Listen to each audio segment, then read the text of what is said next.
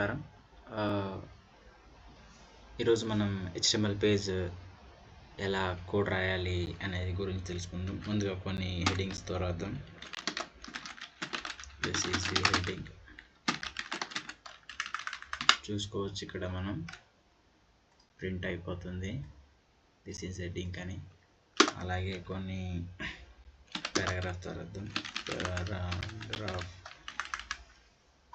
చూడవచ్చు, ఇక్కడ కూడా చూడవచ్చు. సో ఈ విధంగా మనం HTML పేజ్ రాయొచ్చు for user interface. So thank you.